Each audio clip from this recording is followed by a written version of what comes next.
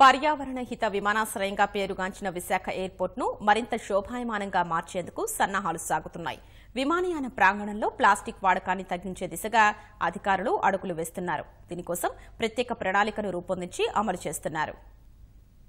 పర్యావరణ రహిత విమానాశ్రయంగా పేరుగాంచిన విశాఖ మరిన్ని సొబగులు అత్తుకోనుంది. విమానాశ్రయంలో ప్లాస్టిక్ వాడకాన్ని తగ్గించి ప్లాస్టిక్ రహిత ప్రాంగణంగా తీర్చిదిద్దేందుకు ప్రణాళికలు అమలు చేస్తున్నారు. తడి పొడి చెత్తతో పాటు ప్లాస్టిక్, అల్యూమినియం వ్యర్థాలను వేరువేరుగా సేకరిస్తున్నారు. వాటిని నగరపాలక సంస్థలకు అప్పగిస్తూ ప్రమాదకర ప్లాస్టిక్ చెత్తను పునరుత్పాదకు వినియోగిస్తున్నారు. విమానాశ్రయంలో ప్లాస్టిక్ సీసాలను ధ్వంసం చేసే పరికరాన్ని ఏర్పాటు చేసి దానిపై ప్రయాణికులకు అవగాహన కల్పిస్తున్నారు. త్వరలోనే విమానాశ్రయ ప్రాంగణాన్ని ప్లాస్టిక్ రహిత ప్రాంగణంగా మారుస్తామని అధికారులు చెబుతున్నారు.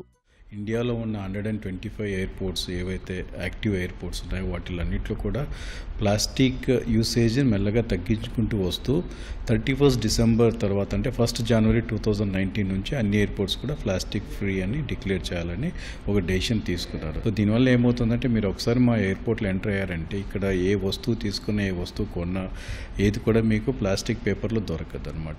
వాటికి ప్రత్యామ్నాయంగా బయోడిగ్రేడబుల్ ఏదైనా పేపర్ కానీ క్లాత్ కానీ జూట్ కానీ అవి వాడుతూ ఉంటాము.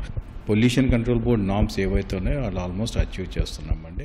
పర్యావరణ సమతుల్యత కాపాడాలనే నినాదంతో విమానాశ్రయ అధికారులు ముందుకు సాగుతున్నారు. ఇక్కడ ప్రాంతాన్ని ఆహ్లాదకరంగా మార్చేందుకు పెద్ద ఎత్తున మొక్కలు పెంచుతున్నారు. పరిసరాలను ఎప్పటికప్పుడు శుభ్రం చేస్తూ స్వచ్ఛ విమానాశ్రయంగా మారుస్తున్నారు. దేశంలోనే పర్యావరణ హితమైన విమానాశ్రయంగా విశాఖ గుర్తింపు పొందడంపై ప్రయాణికులు హర్షం వ్యక్తం చేస్తున్నారు.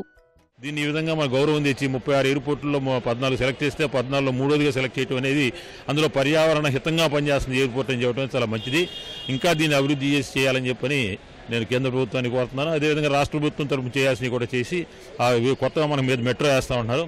ఆ మెట్రో ఎయిర్పోర్ట్ కనెక్షన్ పెడితే ప్రయాణికులు సౌకర్యంగా ఉంటుంది. ప్రయాణికులకు ఎంత సౌకర్యంగా ఉంటుందో పర్యావరణ పరంగా తీసుకుంటే అంత పరిశుభ్రంగానూ కూడా దీన్ని ఒక ఉన్నత స్థితిలో ఉంచుతూ దాన్ని కొనసాగింపు చేసే ప్రయత్నం కూడా కనబడుతోందండి. మేము చాలా ఎయిర్పోర్ట్లు చూసాం సార్. చూసిన ఎయిర్పోర్ట్లు అన్నిటికన్నా విశాఖపట్నం ఎయిర్పోర్ట్ మాత్రం చాలా క్లీన్గా చాలా నీట్గా మా ఇంట్లో కూడా ఇంత నీట్గా చేసుకునే విధంగా ఉంది.